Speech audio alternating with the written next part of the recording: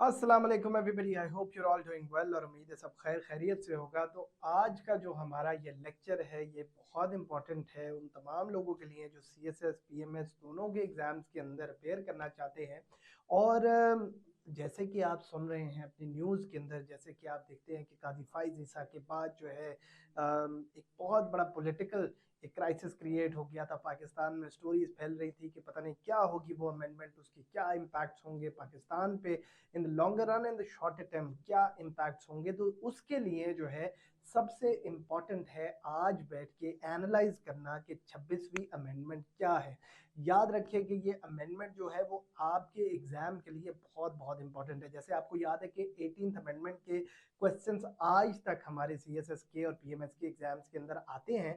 तो 26वीं अमेंडमेंट भी याद रखिए कि जो इसके भी क्वेश्चंस हैं ये भी बहुत सालों तक ये जो है वो आते रहेंगे इन वन वे और दी अदर। और इस साल के एसए के क्वेश्चंस में इवन जुडिशियल इंडिपेंडेंस या जुडिशियल एक्टिविज्म या फिर जो है आपकी न्यूट्रलिटी उसके बारे में या importance of justice in a society उसके बारे में सवाल आ सकता है। सो आई वुड डेफिनेटली से कि this lecture is very important आप सबके लिए, तो ज़रूर सुने, ज़रूर जो है अपने नोट्स बनाएं और खुद असेस करें चीज़ों को। ठीक है, आज मैं सबसे पहले आपको एक्सप्लेन करूंगा कि 26वीं अमेंडमेंट के अंदर क्या क्या मेन क्लॉजेस थी, और फिर उसके बाद आपके साथ बैठ के हम जो है इसका एनालिसिस करेंगे कि ये क्या जो है उसका फ्यूचर हो सकता है या पाकिस्तान पे इम्पैक्ट्स क्या हो सकते हैं। क्योंकि याद रखो कि सिर्फ याद रखना कि क्या क्या हुआ वो इम्पोर्टेंट नहीं है। ठीक है, ये देखना कि उससे क्या इम्पैक्ट हुआ पाकिस्तान पे या फिर जो है हमारी डेमोक्रेसी पे, डेमोक्रेटिक एवोल्यूशन पे,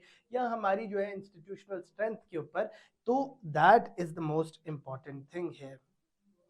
तो आपको जैसे पता है कि किसी भी मुल्क के तीन पिलर्स होते हैं। ठीक है, आप उसको ऐसे पिलर्स ही बना दें।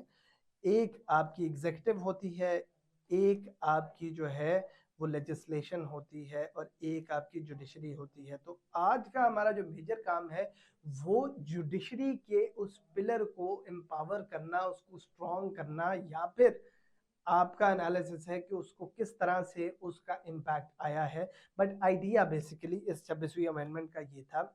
लेकिन याद रखो कि सिर्फ 26वीं अमेंडमेंट के अंदर जुडिशरी की ही बात नहीं हुई। ताकि मैं आपको इसलिए बताना चाहता हूं कि कोई भी आप 26वीं अमेंडमेंट की बात करो तो आप एक पूरी पिक्चर दीजिएगा। तो आज मैं आपको बाकी भी जो इसकी कुछ ऐसे क्लॉजेस हैं जो शायद न्यूज़ के ऊपर नहीं आती उन पे भी हम बात करेंगे। ठीक हो गया। अच्छा जी, ये हमारी अमेंडमेंट है जो आपकी 26वीं अमेंडमेंट है पाकिस्तान के कॉन्स्टिट्यूशन के अंदर। तो कॉन्स्टिट्यूशन हमारी सुप्रीम जो है बॉडी है, इसको अमेंड करने के लिए 2/3 अक्सरियत लगती है आपकी जो है नेशनल असेंबली की और सेनेट की, दोनों की। और याद रखो कि जब नेशनल असेंबली और सेनेट से कोई चीज़ अप्रूव हो जाती है तो फिर वो आपके कंसेंट के लिए जाती है प्रेसिडेंट के पास। और उससे पहले जब ये बनता है तो ये पहले कैबिनेट के पास प्रेजेंट होती है, लॉ से वेट होके कैबिनेट के पास जाती है। कैबिनेट इसको वेट करता है, बताता है कि भाई ये है, और कैबिनेट सेंड करता है, जो कि दोनों हाउसेस में किसी के अंदर से भी जो है ना वो आपकी जो है वो रेज की जा सकती है और इनिशिएट की जा सकती है। अच्छा जी, अब हम बात करते हैं कि ये जो है आपकी जिस दिन से प्रेसिडेंट इसको साइन करता है, एमसीक्यू के लिए भी याद कर लो, उस दिन से बेसिकली जो है ये इन फोर्स आती है। ठीक हो गया। अब इसका पर्पस जो है, जो इसका स्टेटेड पर्पस भी है, उसके अंदर सिर्फ याद रखो कि ये मैं इसलिए आपको बता रहा हूँ कि सिर्फ जुडिशरी नहीं है, जुडिशियल अपॉइंटमेंट्स एंड प्रोसीजर्स और उसके रिफॉर्म्स इज वन थिंग। लेकिन सिमिलरली वो एक क्लीन एनवायरनमेंट और इकोनॉमिक रिफॉर्म की भी बात करते हैं जो अभी हम बात करेंगे।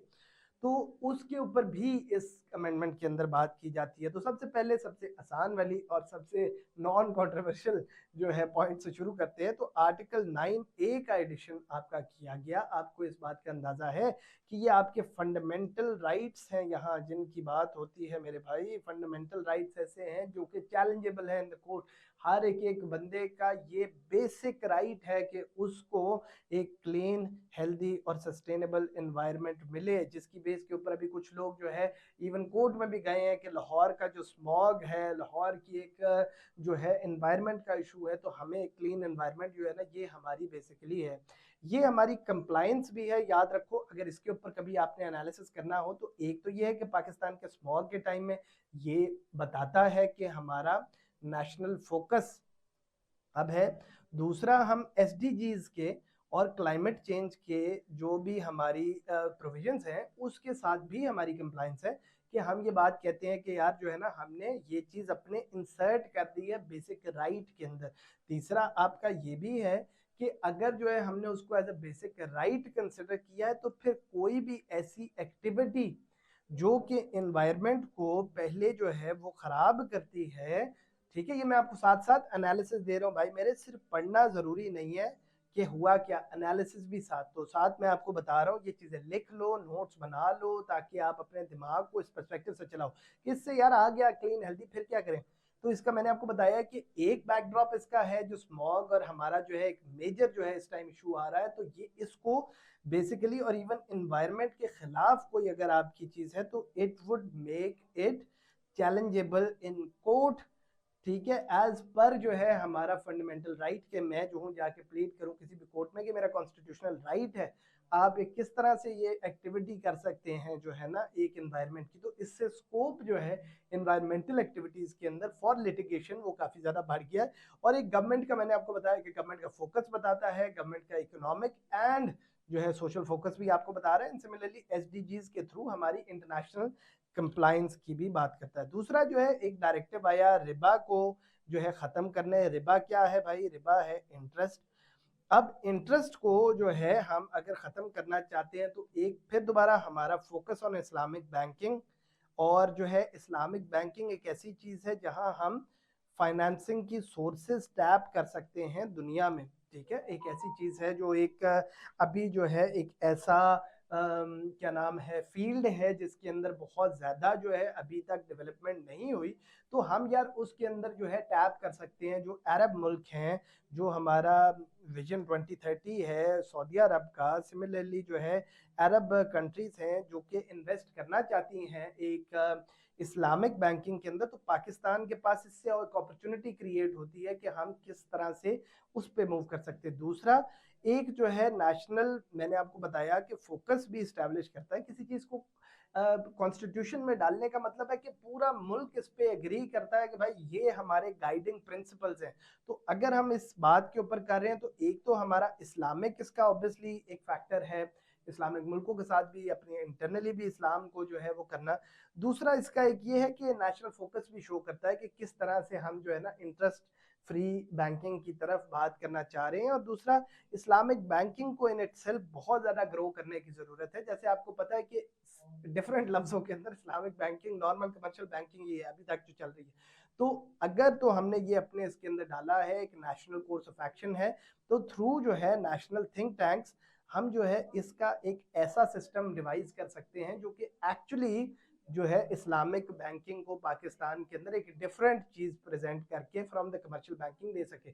ऐसे नहीं है कि वही रीब्रांड करके इस्लामिक नामों के साथ वही इंटरेस्ट, वही मॉर्गेज, वही चीजें जो अभी एग्जिस्टिंग जो है उसके अंदर है। तो ये बेसिकली इंटरेस्ट फ्री इकोनॉमी को हमने अपना एक पार्ट बना दिया अब अपनी कॉन्स्टिट्यूशन का।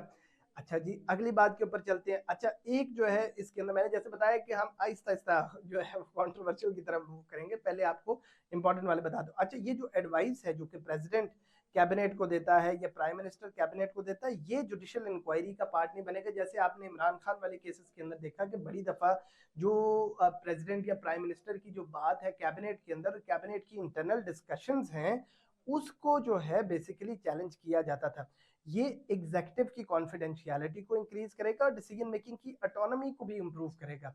क्योंकि जो है आप ये बात देखो कि जो है ना अंदर आपकी जो डिस्कशन होती है वो डिस्कशन कॉन्फिडेंशियल होती है। उस डिस्कशन के अंदर हो सकता है आप डिसएग्री करें किसी बात से, हो सकता है एग्री करें, but when you are threatened by a judicial inquiry या जुडिशियल जो है स्क्रूटनी, तो फिर मसला क्या होगा भाई मेरे कि आप जो है अंदर बात करने से डरोगे। तो ये हमारी डेमोक्रेसी को स्ट्रेंथन करता है, ये हमारी जो है एग्जीक्यूटिव की अथॉरिटी को स्ट्रेंथन करता है, ये आपकी कॉन्फिडेंशियलिटी को इम्प्रूव करता है, और इन अ वे आपकी जो डिस्ट्रीब्यूशन है ना अमंगस्ट जो आपकी इंस्टीट्यूशंस है उसको भी के एग्जीक्यूटिव साइड पे हो जाता है और जुडिशरी साइड पे हो जाती है, तो दोनों को उस डिस्ट्रीब्यूशन को भी जो है वो ब्लैंक करता है। क्योंकि याद रखो कि 26वीं अमेंडमेंट का बेसिकली जो कॉन्टेक्स्ट था यार, वो कॉन्टेक्स्ट ये था कि जुडिशरी वो कहते थे कि इतनी पावरफुल हो गई और इतनी इंटरवीन करने लगी। मसला क्या था, कॉन्टेक्स्ट याद रखो कि इसके अंदर हम कहते हैं कि सब इदारे अपने अपने जब दायरा इख्तियार में काम करेंगे तो मुल्क तरक्की करेगा और डेमोक्रेसी इवॉल्व करेगी। ये कॉन्टेक्स्ट है कि जो है ना जुडिशरी वो एग्जीक्यूटिव के मामलात में ओवरलैप कर रही है भाई मेरे, जिसकी वजह से जो है ये इशू क्रिएट हो रहा है पहली। और दूसरी बात ये है कि एक issue of check and balance, ये सारे साथ साथ भाई नोट्स बनाते रहो मेरे लाल वाले पेन के ऊपर ना रहना, ठीक है। चेक एंड बैलेंस का जो है एक सिस्टम वो क्रिएट जो है करना बड़ा जरूरी था, ठीक है। जो ये अभी हम बात करेंगे कि किस तरह चीफ जस्टिस की अपॉइंटमेंट होती है, कितने टाइम में होती है, क्या होता है, और जो जुडिशियल कमीशन की बात हो रही है, तो वो सारी की सारी सूरत बेसिकली बनाई की जा रही है ताकि दोनों यार अपने अपने काम जो है सुकून से करे और अच्छा काम करे, ठीक हो गया। तो इसके अंदर ये आपको समझ आ गई कैबिनेट की जो एडवाइस है जो प्रेसिडेंट देता है कैबिनेट को या फिर प्राइम मिनिस्टर देता है, वो जो है जुडिशियल इंक्वायरी का पार्ट नहीं होगी। उसके बाद inclusion of funding allocation for national assembly, senate, provincial and local government के इलेक्शंस।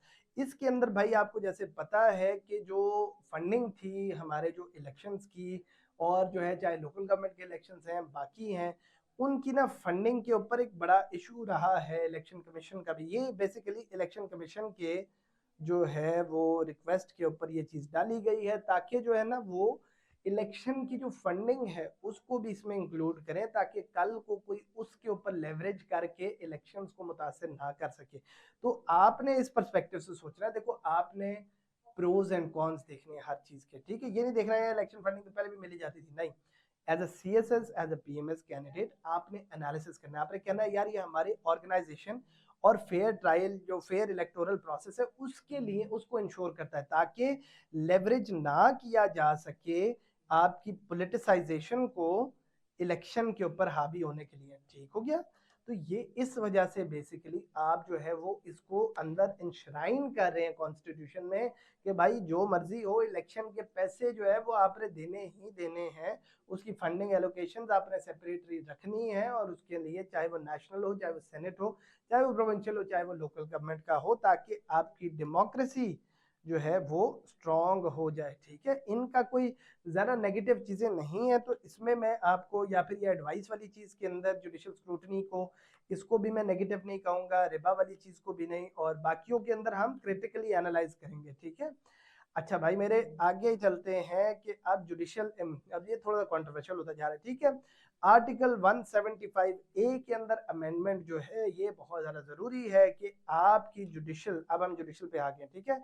आपकी जुडिशियल ब्रांच को इफेक्टिव करना बहुत ज़्यादा हमारे लिए ज़रूरी था, तो हमने कहा यार अब इसको किस तरह से बेहतर किया जाए। आजम नज़ीर तारा साहब कहते हैं कि केसेस लगे रहते हैं और कितने कितने साल गुजर जाते हैं और वो केसेस के ऊपर फैसला नहीं होता, तो जुडिशरी को तो कोई नहीं खींच सकता। तो इट इज़ अबाउट टाइम कि जुडिशरी को भी थोड़ा सा जो है खींचा जाए ताकि भाई उन्हें कहा जाए कि आप अपना काम तो करो जो काम आप करते हो, ठीक है। आप केसेस का बैकलॉग ख़त्म करो, आप जो है जुडिशरी के अंदर मेरिटोक्रेसी लेके आओ, आप जुडिशरी के अंदर जो है रिफॉर्म्स लेके आओ, आप अपनी केस मैनेजमेंट सिस्टम को बेहतर करो, ठीक है। ये आपने बात करनी है, केस मैनेजमेंट सिस्टम को बेहतर करो।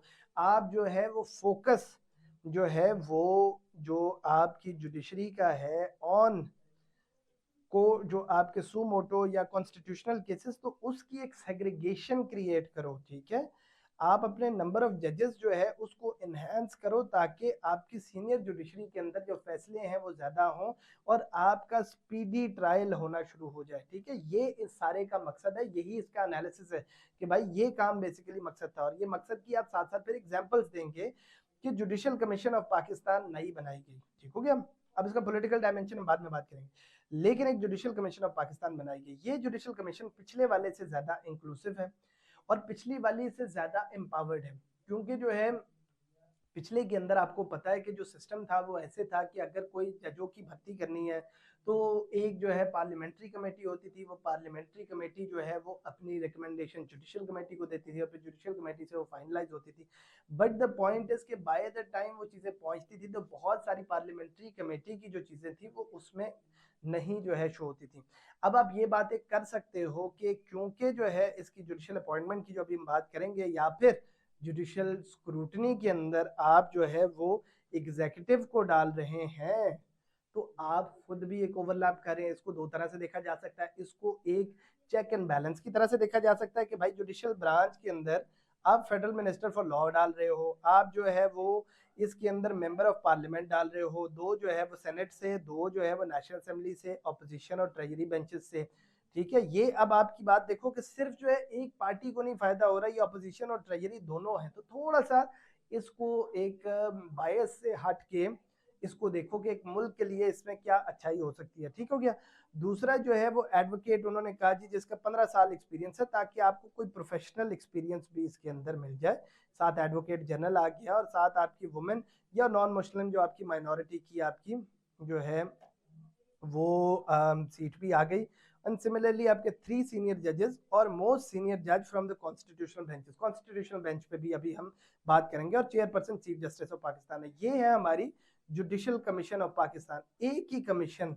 अब देखो पहले जो मल्टीपल कमीशन थी, पार्लियामेंट्री कमेटी थी, आपकी जुडिशियल कमीशन थी, बाकी थी, सारों को हमने करके एक एम्पावर्ड और एक जो है वो स्ट्रॉन्ग जो है वो सिंगल एक जुडिशियल कमीशन बना दिया गया, जिसके अंदर एग्जीक्यूटिव का चेक एंड बैलेंस भी है, जिसके अंदर जुडिशरी की ओवरसाइट भी है, जिसमें प्रोफेशनल की रिप्रेजेंटेशन भी है, जिसके अंदर जो है वो आपकी इवन माइनॉरिटीज की भी रिप्रेजेंटेशन है, या आपकी जो है वुमेन की, नॉन मुस्लिम की भी रिप्रेजेंटेशन है इसके अंदर, कि उन पे क्या इम्पैक्ट आ रहा है। ठीक है, तो ये एक पॉजिटिव एनालिसिस याद आ गया कि किस तरह से इसकी कॉन्स्टिट्यूशन के अंदर मैंने बताया एग्जीक्यूटिव भी है, जुडिशरी भी है, प्रोफेशनल भी है, और आपकी वुमेन एम्पावरमेंट जो है उसके लिए भी आपका है। और दूसरा ये कि स्ट्रीमलाइन करके एक सिंगल कमीशन बना के, ताकि जो है वो आपकी टू द पॉइंट इनके ऊपर काम कर सके। अब पूछते हैं कि भाई बना तो दी है कमीशन, ठीक है, अंडर आर्टिकल 175A, लेकिन अब ये कमीशन करेगी क्या? कमीशन बेसिकली उसका एक मेजर काम है, जो मैंने आपको बताया कि लॉ मिनिस्टर बेसिकली बार बार कहते थे, या बिलावल साहब बार बार कहते थे कि यार ये जज अपना काम नहीं करते, तो इनकी अकाउंटेबिलिटी का क्या प्रोसेस है। जुडिशियल अकाउंटेबिलिटी, जुडिशियल अकाउंटेबिलिटी तो होती है कि जज जो अकाउंटेबिलिटी करते हैं, बट जजों की अपनी अकाउंटेबिलिटी भी होनी चाहिए। वो कैसा काम कर रहे हैं, वो काम ठीक कर रहे हैं कि नहीं कर रहे, वो जो है। और ये अवाम की एग्जीक्यूटिव बेसिकली कौन है? एग्जीक्यूटिव तो आपकी पब्लिक की रिप्रेजेंटेटिव है ना, जुडिशरी तो नहीं है, ब्यूरोक्रेसी भी नहीं है। एग्जीक्यूटिव जो आपका लेजिस्लेशन है, ठीक है, एग्जीक्यूटिव हो गई जब वो मिनिस्टर बन गया, लेजिस्लेशन हो गई जब वो एमएनए एमपीए था। तो लेजिस्लेशन जो है वो पब्लिक की रिप्रेजेंटेटिव है, ठीक हो गया। तो उसको आपने बीच में डाल के आपने ये बात कही कि भाई पार्लियामेंट सुप्रीम है, और पार्लियामेंट भी एक ओवरसाइट रख रही है। जैसे आप एक ओवरसाइट पार्लियामेंट पे रख रहे हैं, तो पार्लियामेंट एक ओवरसाइट आपके ऊपर भी रख रही है। तो एक सिस्टम ऑफ, बार बार मैं बता रहा हूँ, चेक्स एंड बैलेंसेस। अमेरिका का यूएस हिस्ट्री जिन्होंने पढ़ा है उनको ये पता है कि भाई ये सिस्टम डेमोक्रेसी के लिए एक बड़ा इंपॉर्टेंट सिस्टम माना गया।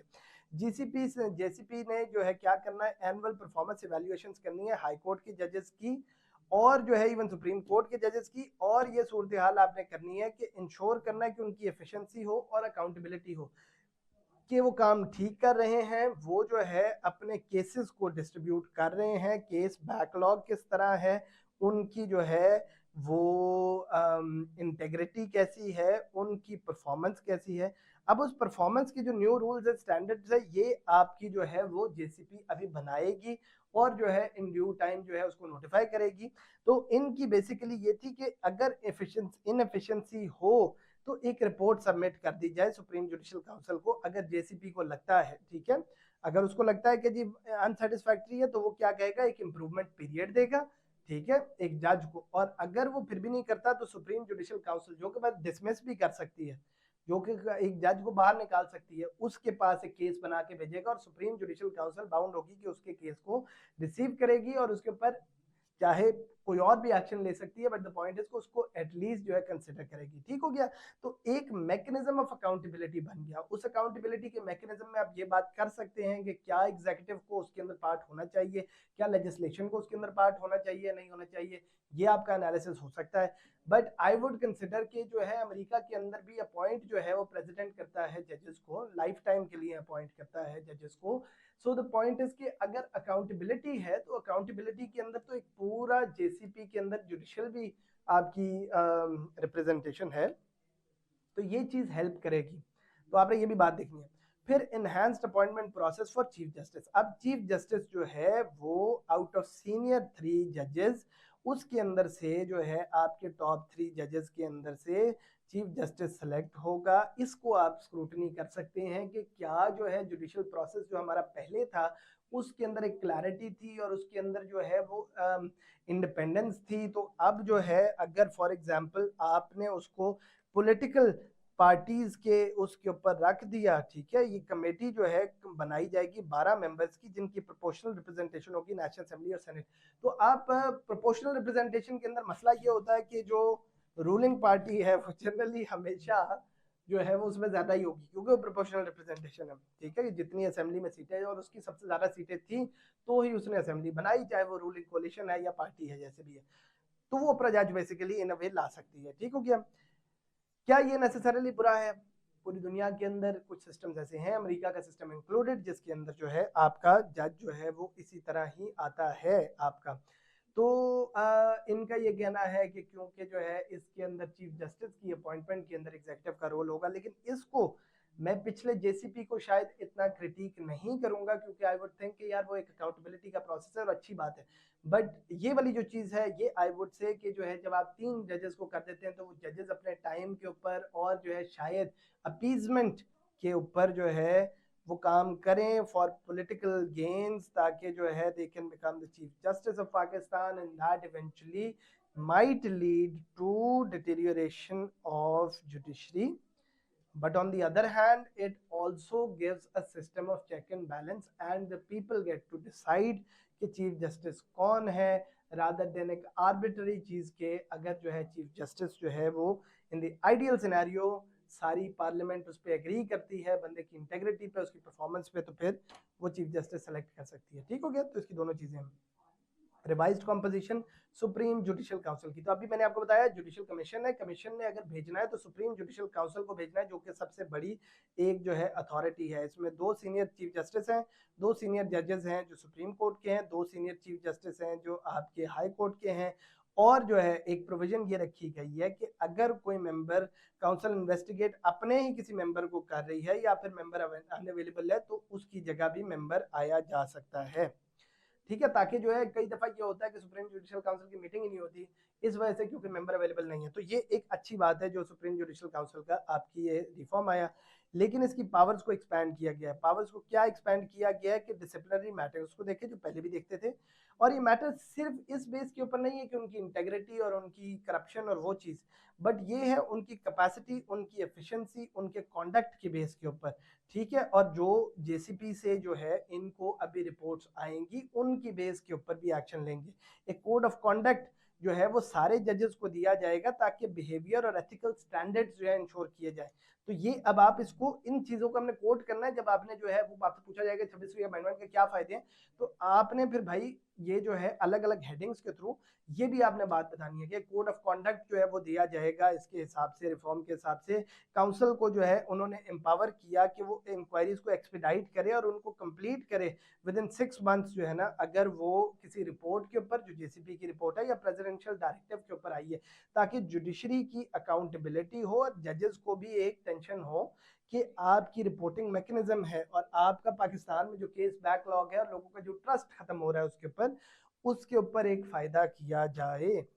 उसके बाद एक और इम्पॉर्टेंट चीज जो इसके अंदर आती है वो है आपकी कॉन्स्टिट्यूशनल बेंचेस की। कॉन्स्टिट्यूशनल बेंचेस की क्या सूरत हाल थी कि पहले एक बात शुरू हुई थी कि आप एक नया कोर्ट बनाए और वो कॉन्स्टिट्यूशनल कोर्ट बना दे और उसको सुप्रीम कोर्ट के लेवल के ऊपर लेके आए, लेकिन उसका इंफ्रास्ट्रक्चर, उसकी कॉस्टिंग, उसकी जो है जनरल उसका एक कॉन्स्टिट्यूशन में रोल, वो बहुत मुश्किल हो जाना था। तो I think a better sense prevailed और एक बेंच, कॉन्स्टिट्यूशनल बेंचेस जो है एज पर 191 एंड 202 जो आपकी हाई कोर्ट और सुप्रीम कोर्ट के अंदर होंगी, उसकी बेस के ऊपर जो है ये सूरत हाल की गई।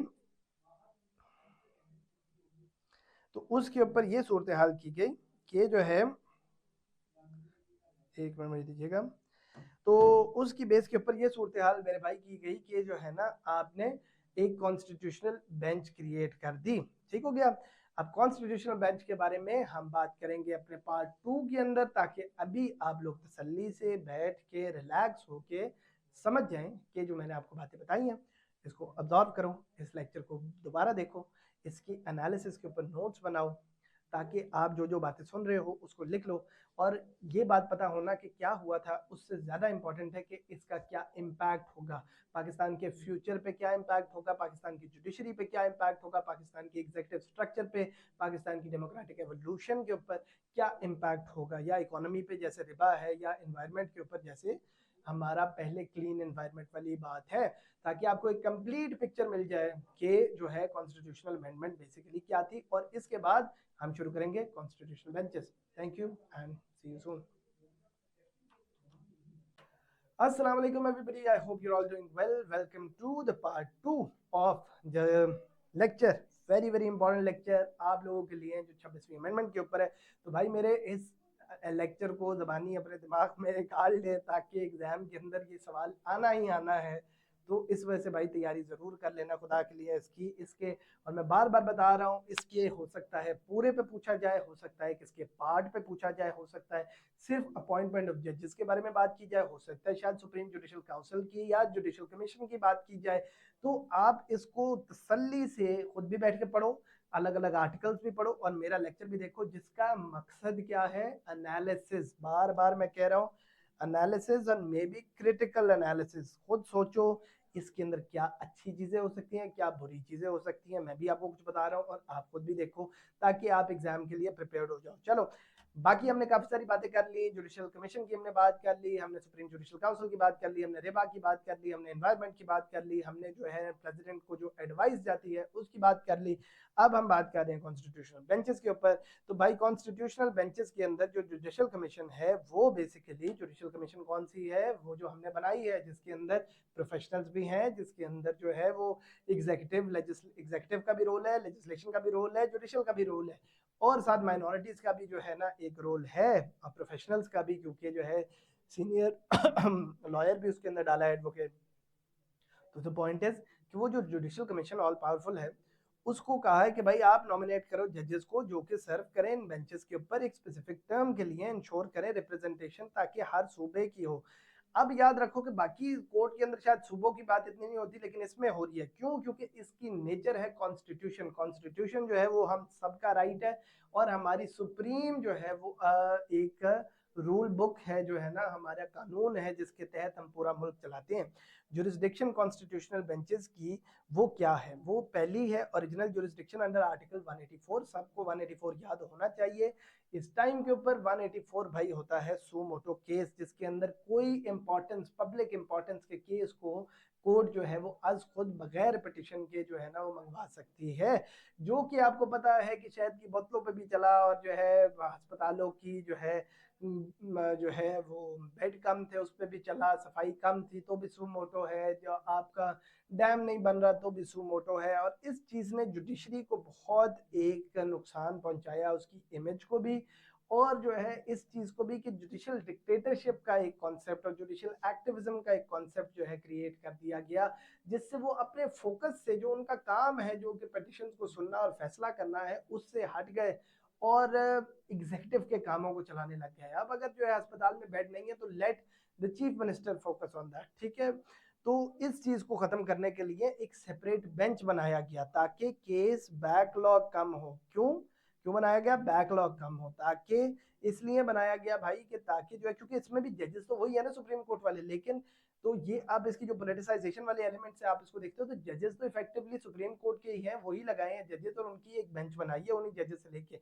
ऐसे थोड़ी है कि आदम नजीर तारड़ को या फिर जो है ना बिलावल भुट्टो को जो है उसमें लगा दिया गया। So that is one point. But on the other hand ये सूरत हाल है कि ओरिजिनल जुरिस्डिक्शन जो आर्टिकल 184 की है वो सुमोटो केसेस की, वो सिर्फ ये बेंच सुनेगी, तो ताकि तसल्ली से भाई एक बेंच बना दी है, उसको कहो कि जो कॉन्स्टिट्यूशनल केसेस हैं उसमें अगर सुमोटो लेना तो वो भी वो ले, लेकिन सुमोटो अब हर बंदा, अब जज खुद मुंह उठा के जो है ना जाके सुमोटो नहीं ले सकता। सुमोटो का एक प्रोसेस मैं जो अभी आपको बताता हूँ। उसके बाद एपलेट जुरिस्डिक्शन है कि अगर कॉन्स्टिट्यूशनल मैटर्स कोई हाई कोर्ट की रूलिंग के ऊपर जाता है तो आप उसकी बजाय पूरी सुप्रीम कोर्ट रुक जाए उस मामले में, एक सेपरेट बेंच है जो कि इसके फैसले करे। उसके बाद एडवाइजरी जुरिस्डिक्शन है आर्टिकल 186 के अंदर। आर्टिकल 186 के अंदर बेसिकली अगर कोई कॉन्स्टिट्यूशनल क्वेश्चन है तो एडवाइजरी जुरिस्डिक्शन के अंदर सुप्रीम कोर्ट से पूछा जा सकता है जो कि इस पे फैसला करे।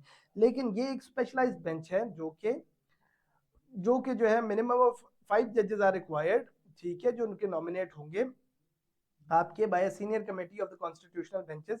जो आपकी कॉन्स्टिट्यूशनल बेंच है उसकी फर्दर भी बेंचेस जो है नीचे वो बनाई जा सकती हैं, जिसके अंदर मिनिमम जो है 5 जजेस होंगे। और जो है कॉन्स्टिट्यूशनल बेंचेस जो हैं आपकी वो हाई कोर्ट के अंदर भी है, आर्टिकल 202 के हिसाब से जो आपकी सुप्रीम कोर्ट में है वही चीज आपकी हाई कोर्ट में है। सिमिलर स्ट्रक्चर आपका बनाया गया और हाई कोर्ट के अंदर भी डेजिग्नेट किए गए कॉन्स्टिट्यूशनल बेंचेस, ताकि कॉन्स्टिट्यूशनल जो केसेस है उनको देखा जाए। और बेंच की जो कॉम्पोजिशन है उसको nominated by a committee comprising of the head of the constitutional benches and 2 senior judges। ठीक हो गया, तो इनकी जो है वो एक कमेटी बनाई जाए। ठीक हो गया, तो जो हेड है आपकी कॉन्स्टिट्यूशनल बेंचेस का और 2 सीनियर जजेस हैं, तो ये बेंच हैंडल करेंगे जो आपकी आर्टिकल 189 क्या है, रिट ज्यूरिसडिक्शन। आपको पता है कि भाई हर चीज इस मुल्क के अंदर जिसका दिल करता है वो कहता है यार रिट कर दो, हाई कोर्ट में रिट कर दो। रिट क्या होता है, 199 आर्टिकल जो है आपका कॉन्स्टिट्यूशन का, वो आपको एक राइट देता है कि अगर मेरे पास, याद रखो, कोई और जरिया नहीं है इस मसले को रिजॉल्व करने का, तो रिट खास तौर पे इसी बेस के ऊपर उठ जानी चाहिए मेजोरिटी कि भाई आपके पास ऑल्टरनेटिव मैकेनिज्म अभी अवेलेबल है, आपके पास अभी एग्जॉस्ट नहीं हुए चीजें, आप जाओ उनके पास जाओ, आप इनके पास जाओ, ठीक है। तो बट अगर कोई कॉन्स्टिट्यूशन में नहीं है तो आप रिट में जाओ। आज क्या है, जिसने जो चीज करवानी होती है, स्टे ऑर्डर लेना होता है, वो रिट में चला जाता है। तो ये बात जरूरी तो थी। अगर आप देखो ये जो है कोई खुदा के लिए जो है इनको रोके कि भाई जो है ये काम नहीं करना होता। अब रिस्ट्रिक्टेड सुमोटो पावर्स हैं, ठीक है, और इसकी आप दे सकते हैं कि पुरानी हिस्ट्री के अंदर किस तरह से सुमोटो पावर्स को जो है वो एक्सपैंडेड यूज, मैं नहीं कहूंगा कि अब्यूज, लेकिन मैं कहूंगा कि उसका एक्सटेंडेड यूज किया गया। ठीक है, अमेंडमेंट जो है वो रिस्ट्रिक्ट करती है सुप्रीम कोर्ट को और हाई कोर्ट को कि इंडिपेंडेंटली इनिशिएट नहीं कर सकता कोई जो है ना बंदा, और जो कि आपकी स्कोप ऑफ फाइल्ड एप्लीकेशंस हैं उससे ज्यादा आप नहीं कर सकते। आप इंडिपेंडेंटली, अगर आपके पास पिटीशन ही नहीं आई तो आप खुद से फैसले ना कर दें, आप पिटीशन मंगवाएं, कोई उसका पिटिशनर हो जो उसको प्लीड करे। सुप्रीम कोर्ट से आप लाड़े होते हैं सुमोटो में तो बेसिकली, ठीक है। तो ये एक रिएक्टिव अप्रोच की जगह जो है एक प्रोएक्टिव जुडिशियल अप्रोच दी है, ताकि जो है एक सिस्टम, एक जो है आपका एक तो केस बैकलॉग खत्म हो, एक जुडिशरी पर ट्रस्ट बढ़ जाए, एक जो है जुडिशरी के पास फंक्शंस जो हैं वो आ जाए। बट उसके साथ साथ ये है कि अब्यूज ऑफ पावर या फिर जो है आपकी ओवरलैप जो है या आपका एक्सेस जो है अपनी जुरिस्डिक्शन से वो ना किया जाए, जुडिशियल एक्टिविज्म को रोका जाए। ठीक हो गया। उसके बाद भाई एडिंग द टर्म लिमिट है कि चीफ जस्टिस की टर्म जो है वो 3 साल की होगी या फिर अंटिल द एज ऑफ 65 है। ये एक चीज डाली गई, ये एग्जैक्टली उस वजह से कंट्रोवर्शियल थी क्योंकि उस टाइम पे काजी फायजीसा थे। बट जनरली अगर जजेस के लिए ये टर्म आ जाती है तो इसकी एक फायदा भी है कि टेन्योर प्रोटेक्शन है, ठीक है, किसी भी जज के पास उसको टाइम मिलता है कि वो अपने रिफॉर्म्स को इनिशिएट कर सके और जो है एक एक्शन ले सके, ठीक है। दूसरी बात इसकी ये गलत भी है कि जो है आपकी ऑब्वियसली उसकी पॉलिटिकल जो अपॉइंटमेंट होगी, अगले जो जजेस हैं जिनकी बारी आ रही है वो उसके लिए तैयारी करेंगे। जो फौज में हमने देखा तो तैयारी कर रहे हैं, उनके केसेस जो है जनरली प्रो गवर्नमेंट होने लग जाएंगे और इस बेसिस के ऊपर वो आ जाएंगे। लेकिन जो टर्म लिमिटेशन है ये बेसिकली प्रिवेंट करती है कि प्रोलॉन्ग कोई टेन्योर ना हो। अगर किसी एक का टेन्योर फॉर एग्जांपल 3.5-4 साल तक जो है ना वो आता है, जैसे अभी जैसे मंसूर अली शाह का आई थिंक जो है ना काफी लंबा टेन्योर था, तो वो उसको कैप कर दे कि यार जो है ना 3 साल से ज्यादा आप चीफ जस्टिस नहीं बन सकते। तो ये है अदर नोटेबल पॉइंट्स मैंने आपको बताया है कि inclusion of high court Islamabad high court in the judicial administrative provisions, ये पहले इस्लामाबाद हाई कोर्ट की डायरेक्टली इस तरह से जो है स्टेटस क्लियर नहीं था, तो अब वो जो है एक आपका आ गया। सिमिलरली जो है सुप्रीम कोर्ट के जजेस की जो रिक्वायरमेंट है उनको जो है क्लैरिफाई किया गया, जो कि अभी मैं आपको आगे बताता हूँ।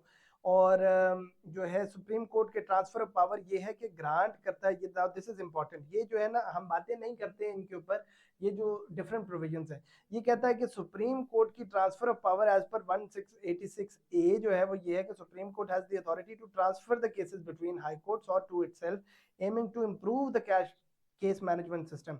किधर किधर केसेस ज्यादा लगे हुए हैं, आप एक हाई कोर्ट से दूसरे हाई कोर्ट में मूव कर सकते हैं, आप सुप्रीम कोर्ट में मंगवा सकते हैं, आप इंटरनली मूव कर सकते हैं, ताकि आप जो है इवेंचुअली अपनी केस मैनेजमेंट को बेहतर करें, आप बैकलॉग को कम करें, आप ट्रायल्स को स्पीडी करें, आप जो है जुडिशियल जजेस का जो है एक अकाउंटेबिलिटी। तो हम पहले ही बात कर रहे हैं मैंडेटेड इलेक्टोरल फंडिंग, ये मैंने आपको बात बता दी है। इनहांस क्राइटेरिया, अच्छा हाई कोर्ट के जजेस के लिए अब ये हो गया कि कम से कम 40 साल होना चाहिए आपको, 10 साल का एक्सपीरियंस, लीगल एक्सपीरियंस आपको होना जरूरी है।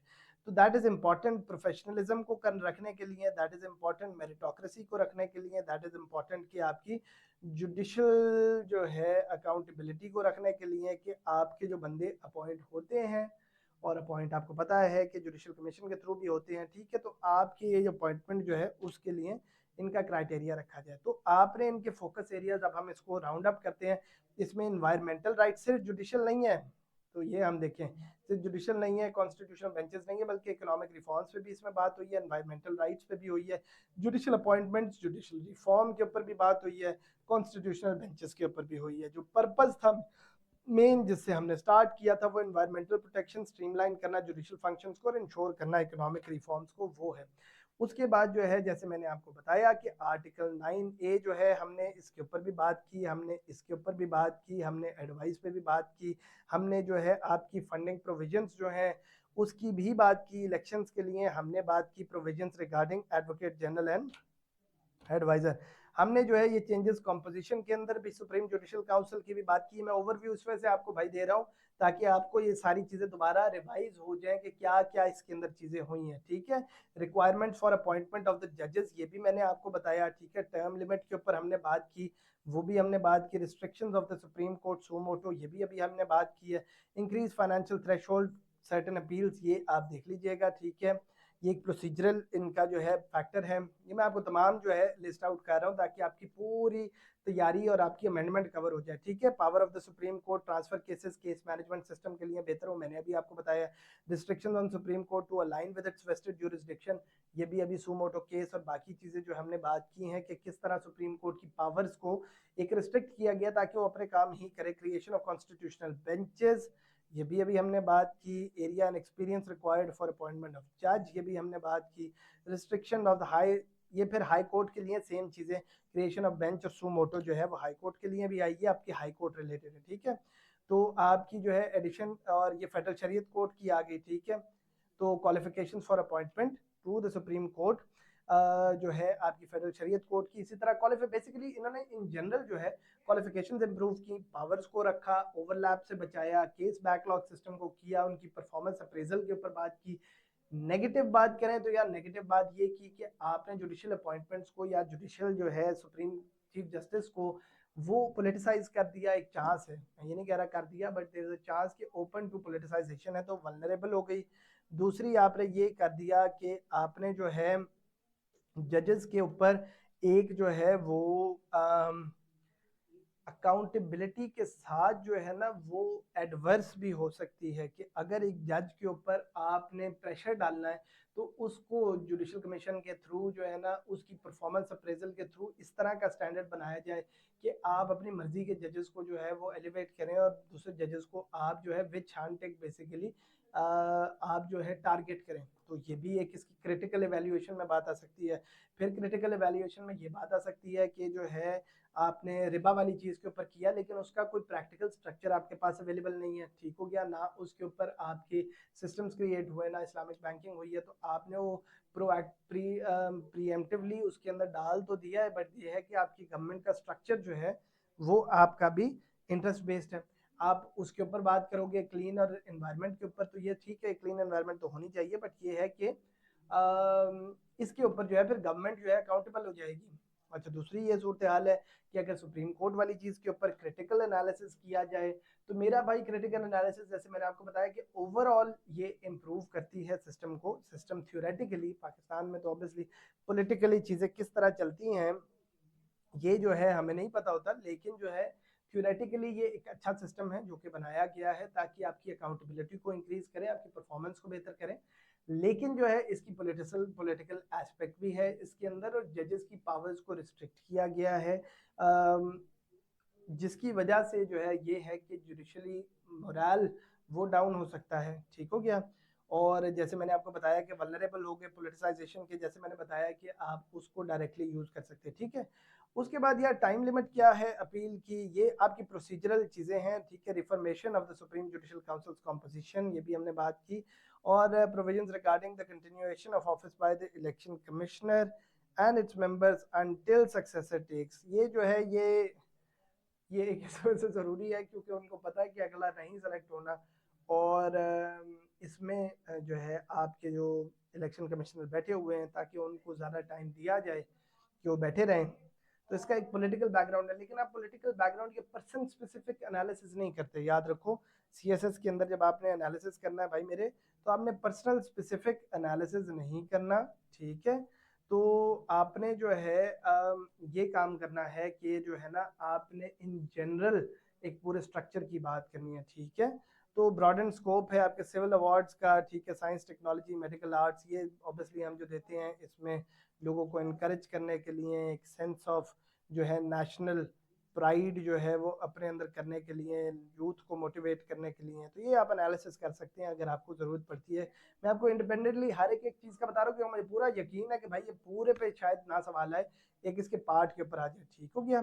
तो ये सूरत हाल है। एक टाइमलाइन दे दी कि जो है council of Islamic ideology consider करे फाइनल रिपोर्ट्स को, ताकि जो है उसके पास जो चीज़ें पड़ी रहती हैं तो भाई सब अपने अपने काम करें और अपनी टाइमलाइंस को फॉलो करें, ठीक है ना। That is the key in this. Overall impact Pakistan की कॉन्स्टिट्यूशनल फ्रेमवर्क को एनहांस करता है, जुडिशरी को और एनवायरमेंटल सेक्टर्स को, मेनली तो जुडिशरी को करता है, ठीक है। और फर्दर रिफॉर्म्स जो जुडिशल आपकी ट्रांसपेरेंसी और पब्लिक वेलफेयर के लिए उनको जो है वो लीड करता है, तो that can be a positive sign as well. लेकिन जैसे मैंने आपको बताया है कि इसकी नेगेटिव साइड भी हो सकती है, लेकिन आपने सीएसएस के पर्सपेक्टिव से करना है, एक तो एनालिसिस करना है, क्रिटिकल एनालिसिस करना है। बहुत सारी चीज़ें हैं जो आप किसी नज़र से देखोगे जो मैं नहीं देख रहा, तो वो भी ऐड करो, और इसके भाई एक नोट्स बनाओ, सेपरेटली नोट्स बनाओ, इसकी सारी प्रोविजंस उसके अंदर लिखो, प्रोविजंस का एनालिसिस उसके अंदर लिखो, जो मैंने आपको बातें बताई हैं इसकी पॉजिटिव एनालिसिस भी लिखो, क्योंकि हुकूमत है वो चाह रही होगी कि इसको पॉजिटिवली प्लीड करे, लेकिन आप इसके साथ साथ जो है इसकी जो पॉसिबल इम्प्लीकेशंस है नेगेटिव वो भी आप देखें, और इंडिपेंडेंटली एक्सपेक्ट करें कि किसी के ऊपर भी सवाल आ सकता है। Now that is important. और बाकी अपनी भी रीडिंग करें, अपनी आर्टिकल्स पढ़ें, एंड इंशाल्लाह best of luck for the exam. तो होपफुली 26वीं अमेंडमेंट आपकी तैयार हो जाए, ठीक है। Thank you and looking forward to seeing you again.